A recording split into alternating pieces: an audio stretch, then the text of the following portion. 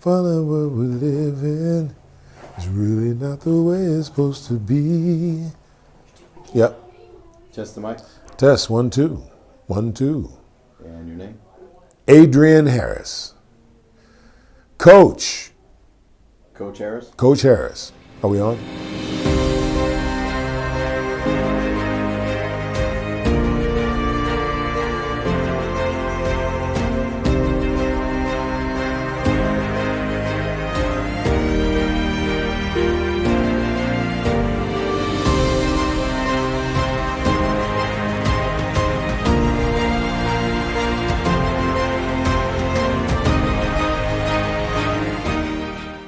Adrian Harris. People call me Coach.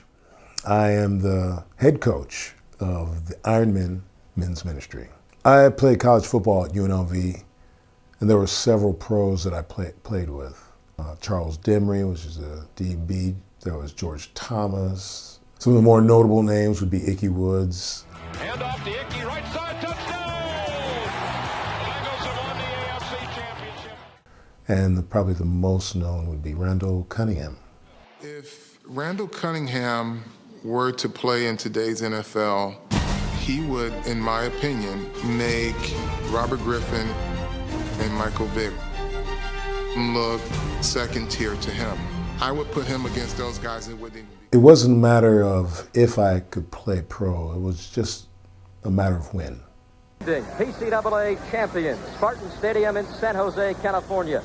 The Spartans at 6 and 7 host the 2 and 3 UNLV Rebels. Hello, everyone. I'm Greg Papa. Last week here on ESPN, we saw San Jose State move to the top of the PCAA conference with an emotional victory at Fresno State. This week, they try to pull way ahead at home against UNLV. Let me bring in my partner, former Cleveland Brown wide receiver Dave Logan, outside linebackers Adrian Harris and George Barone. Fixture. Perez, big pitch, rolls right, under pressure. I was picked up in a supplementary round from my agent to go to play at New England. I was scheduled to fly out the next day, and I was supposed to meet this pastor. So I had my pastor, and then there was his pastor, and then there was his pastor. So it was like 3 deeps of pastors. And so I was just going to go and meet and I guess have lunch with him. And what wound up happening is that top head pastor, as I was sitting down, I was newly saved and just excited for Jesus Christ, excited for God. And what wound up happening is he said, you know, it's not God's will for you to play football.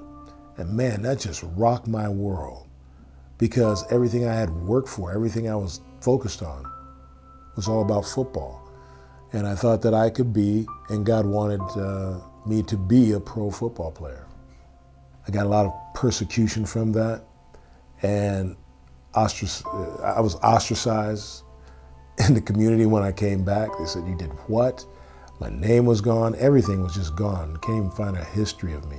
And then on top of that, eventually, very quickly, I got a divorce. And that's kind of what changed me, because I said, man, I gave up the love of my life or the love of my heart, and I lost them both. And it was all because God said it. So that's when I fell away. Were you bitter? I was definitely hurt, regrets. I couldn't even watch football for years because the guys were still playing that I played with. So that was kind of difficult. What brought you back to the Lord? You know, what brought me back was in the back of my mind, I knew that there was more than what this world had to offer. I was raised up early on in a Lutheran church, basically, because I got kicked out in the 1st or 2nd grade in public school.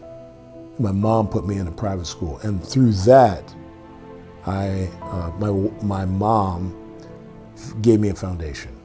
So I knew there was more. And then my wife, or my girlfriend at the time said, hey, you need Jesus. Something to that effect. Was she a Christian? No, she was an atheist, actually. She was an agnostic, but she knew that I needed something more than what she could offer, or anything or anybody else could offer. So why did you tell Adrian he needed to go to church?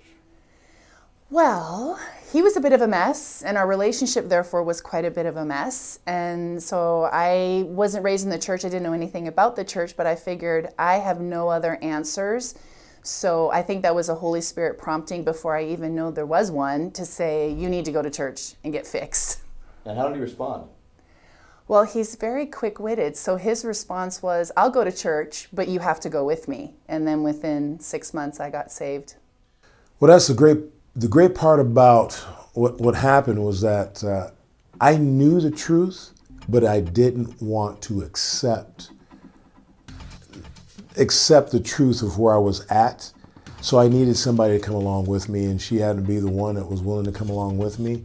And through that, knowing the truth and knowing about God before that, I said, all right, let's do this together, because I needed some help, because I knew I couldn't do it on my own. In that church that I was going to, they used to do a lot of prophetic things. So one of the guys came up and he said, you are going to be a leader of men. And he went on to say other things, but when he said, I'm going to be a leader of men, I was like, man, I'm not even the captain of the football team. How am I going to be the leader of men? And I think I was there for like 6 months or something like that. And next thing you know, the guy from men's ministry stepped down and he says, here, man, you get it. And I was like, why do I get it? And it's mainly because I was a guy that was showing up. And that's how I wound up being a part of men's ministry. So I took my football knowledge and background, and I believe God is utilizing that to build up and bring men into the kingdom. What would you say to encourage men who might be in the midst of trials? What I normally say when men are in the midst of trials, or anybody, is God never wastes a hurt. So whatever it is that you're going through is going to be for your benefit and for the benefit of the kingdom, as long as you keep your eye on the ball.